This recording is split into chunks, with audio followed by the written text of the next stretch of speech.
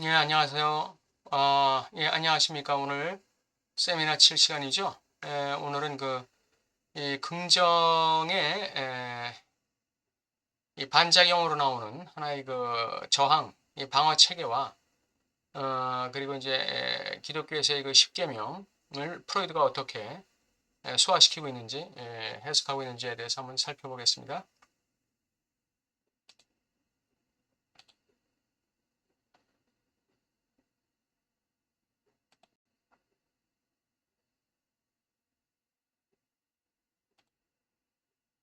예, 사물 2, 다스팅 2, 공헌, 인정의 3차원입니다.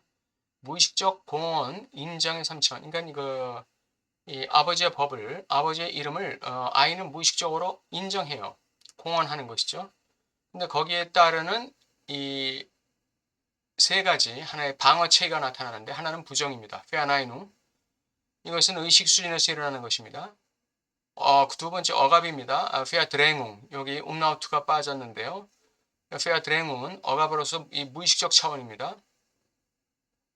회피, 페아 쉬붕. 의식 수준입니다. 회피하는 거. 부정은 억압의 반대편임을 어떤 관점에서 볼 수 있다 그랬습니다. 부정은 의식 차원이죠. 억압은 무의식 차원이고, 예. 부정의 첫 번째 기표적인 의미는 거부입니다. Verwerfung. 배제, 배제라고도 합니다. 이건. 예. 그러니까 부정한다는 것은 거부한다는 것이죠. 긍정하기를, 인정하기를, 공헌하기를 거부하는 것입니다. 예. 배제시키는 거예요. 편집증은 아버지의 이름의 거부의 결과이다. 예. 아버지의 이름. 이게 거세 아니에요, 이게. 아버지의 이름이 거세시키는 것입니다. 거세의 주체가 아버지의 이름이에요. 이것을 갖다가 거부하는 것이죠.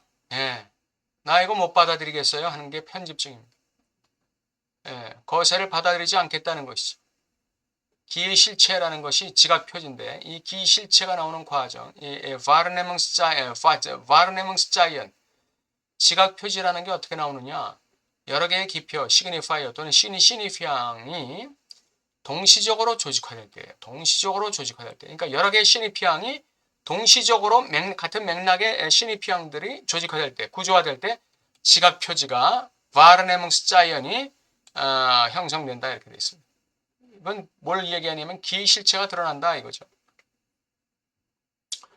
포르트 이거는 시니피앙입니다. 이것도 시니피앙이에요.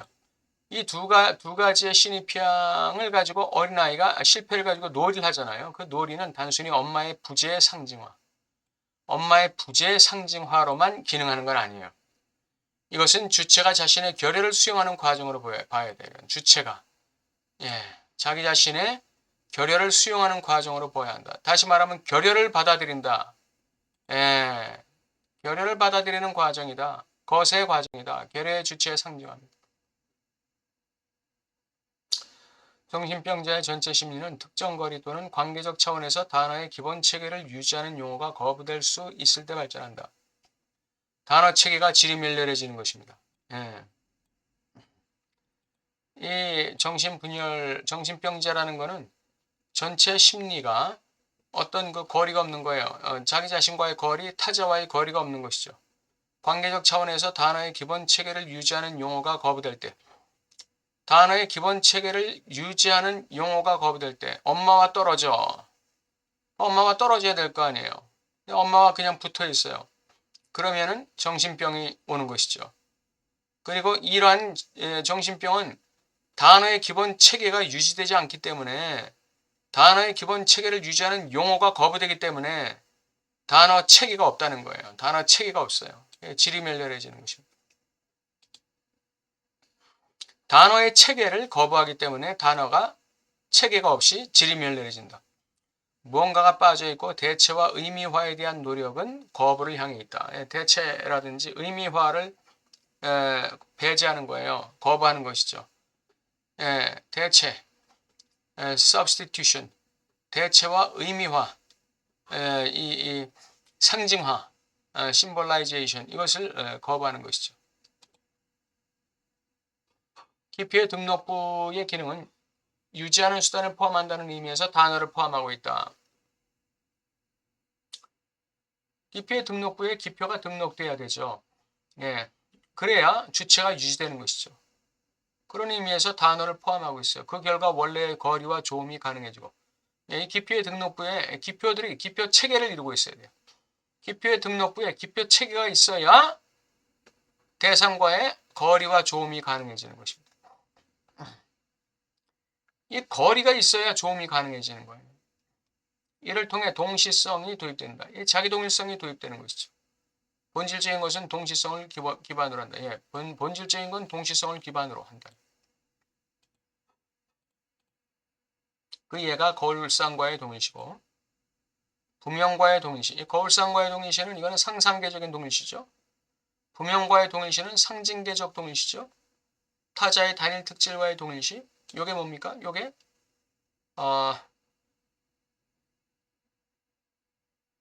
자이상이죠. 자이상. 예, 이게 자이상이에요.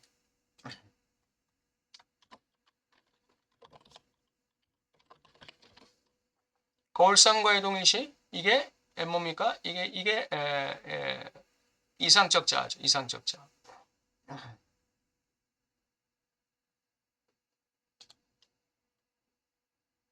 타자의 죄송합니다. 타자의 욕망과의 동일시. 주체 욕망은 타자의 욕망이죠. 네. 즉 주체를 구성하는 기표의 등록부에는 여러 가지 기표가 동시성을 통해 체계를 구축해야 돼요. 네, 그래야 대상과의 거리와 조음이 가능해지는 것이죠. 이러한 거리가 유지될 때 타자의 타자로서의 주체가 구성되고 한편 타자의 타자로서의 대상이 세워진다. 대타자의 타자로서의 주체가 구성되고 대타자의 타자로서의 대상이 형성되는 것입니다. 거리가 유지될 때 타자의 타자는 장소로서만 존재한다. 타자의 타자로서의 대상은 실제계. 타자의 타자로서의 주체는 상징계. 이렇게 장소로서 존재하는 거예요. 다스팅은 타자의 장소인데 주체가 있어야 하는 장소에도 voice fa 할 때 s가 바로 다스팅을 얘기하는 것이죠. 다스팅은 기표 체계 안에 존재한다. 왜 다스팅은 실제계에 존재하는데 기표 체계 안에 존재한다고 말할까요? 네, 기표 체계로 밖에는 다스팅을 구별할 수가 없어요. 식별할 수가 없어요. 애매모호하고 없는지 있는지 모르는 실체가 다스팅이기 때문에 이 다스팅은 기표 체계 안에 포섭할 때만 존재할 수가 있는 거예요. 현실 속에서 다스팅을 대신할 만한 장소는 기표 체계로 유지된다. 예. 그래서 현실 세계 속에서 다스팅을 대신하는 환상의 대상 A, 즉 권력, 돈, 명예, 지위, 인기, 지식 이런 걸 추구하는 것이죠. 단어 체계가 아니고서는 다스팅이라 할 만한 것은 지향할 수가 없는 거예요. 예. 초자는 단순히 도덕적 양심, 이제 10계명의 정신분석적 차원이라고 하는 것이죠. 10계명의 정신분석적 차원. 초자는 단순히 도덕적 양심 또는 이와 유사한 것을 지정하는 대안적 방법이 아니다.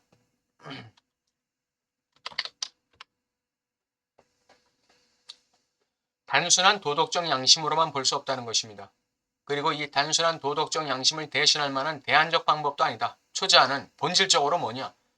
인간의 체질에서 가장 단순한 것으로서 우리는 10계명을 넣을 수 있다. 도덕의 형성에 관한 프로이드는 어떤 사람들은 발견이라고 부르고 또 다른 사람들은 확인이라고 부르는 것에 기여하며 락강은 문화가 자연에 반대하여 시작되는 기본 또는 원시 법칙이 근친상간 금지의 법칙임을 지적한다. 예.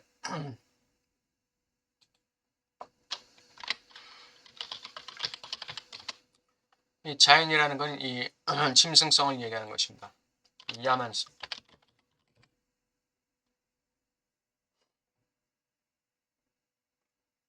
이 짐승성에 반대해서 시작되는 기본 법칙 또는 원시 법칙이 바로 근친상간 금지의 법칙이에요. 근친상간 금지의 법칙. 이것이 바로 초자다 이거죠. 초자의 본질이다 이거죠.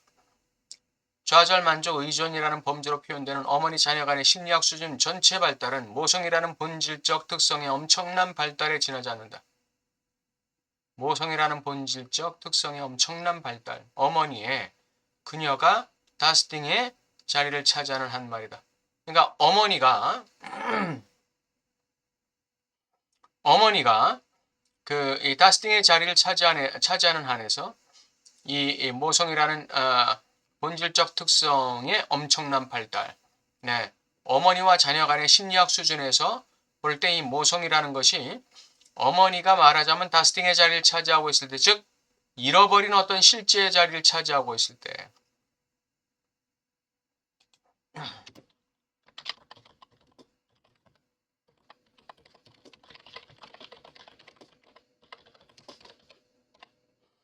네, 그때 이 어머니는 다스팅이 해버린다 이 얘기죠.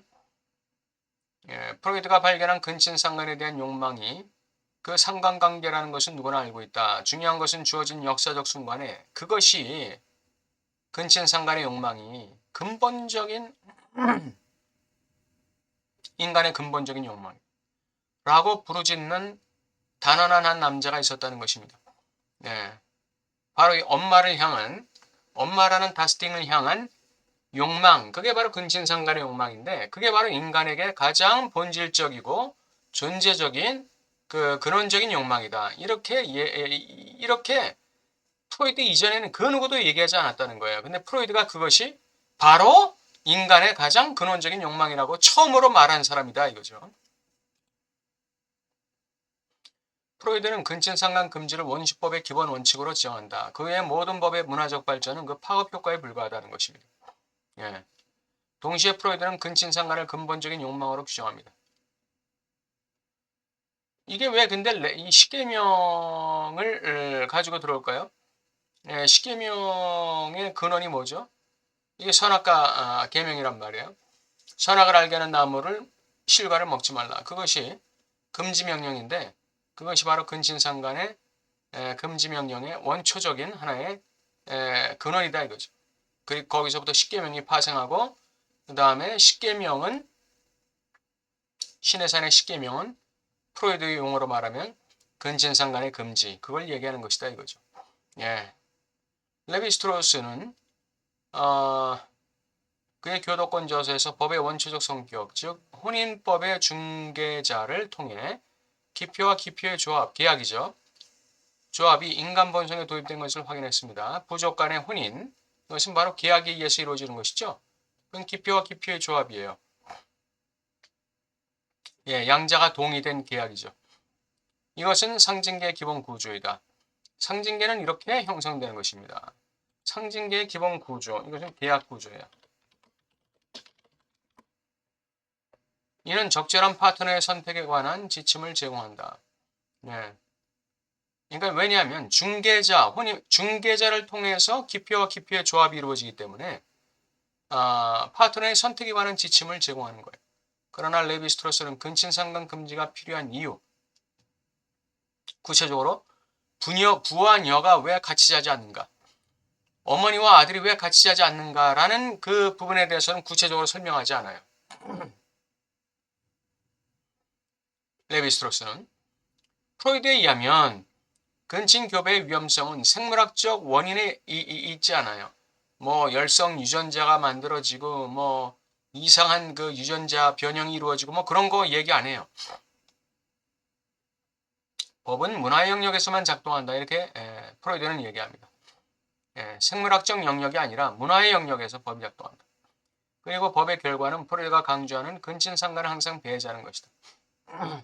모든 법은 한 가지를 지향하고 있는데 그것이 근친상간의 금지입니다.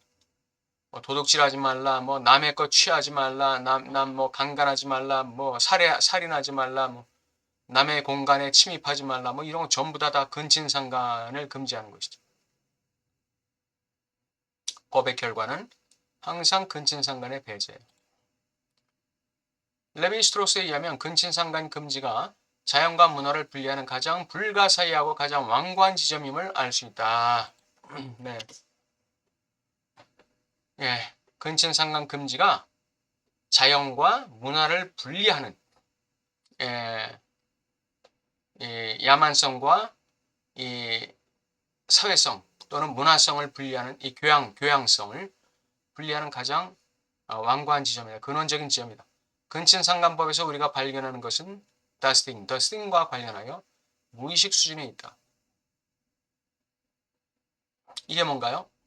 잃어버렸다고 가정되는 대상이죠. 이 잃어버렸다고 가정되는 대상이 무의식 수준에 있는 거예요. 잃어버렸다고 가정된 대상.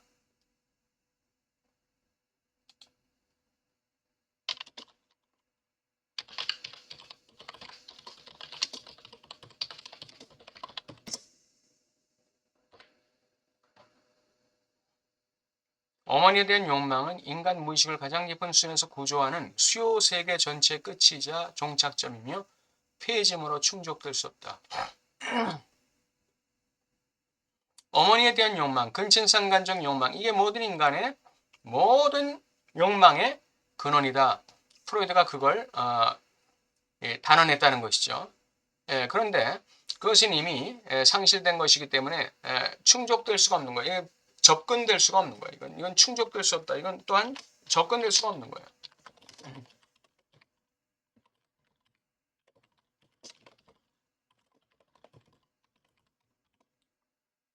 접근 불가능한 금지의 대상이 된 거예요.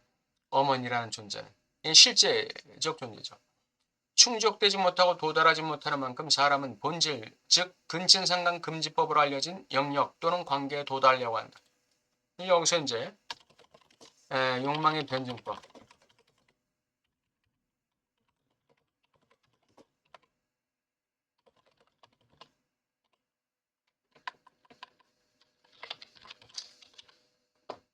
욕망의 변증법이 여기서 이제 이루어지는 것이죠. 네. 십계명의 정신분석 차원 앞으로 계속 나올 거라고 봅니다. 계속해서 십계명의 정신분석적 차원은 이것이 근친상간의 금지와 결부시켜서 계속해서 알아보도록 하겠습니다. 네. 네, 오늘 세미나 7 정신분석의 윤리 오늘 여기까지 하도록 하겠습니다. 오늘 그 무의식적인 인정 그것이 부정과 억압과 회피로 나타나고 또 부정은 via verifung 그 거부 배제로 나타난다. 그리고 프로이드의 근친상간의 금지 모아 관계에서의 이 모의 상실 이것이 이 상실된 실제가 되어서 하나의 그 다스팅으로 작동하고 그것이 계속해서 인간에게 근친상간에 접근하고자 하는 그러한 그 욕망을 불러일으킨다. 그 금지가 욕망을 불러일으키는 것이죠. 끊임없이 다스팅을 지향하게 만드는 것이죠. 그것이 십계명과 관련되는데 그 십계명에 대한 구체적인 내용은 다음 주에는 아마 나올 것 같습니다. 오늘 여기까지 하겠습니다. 감사합니다.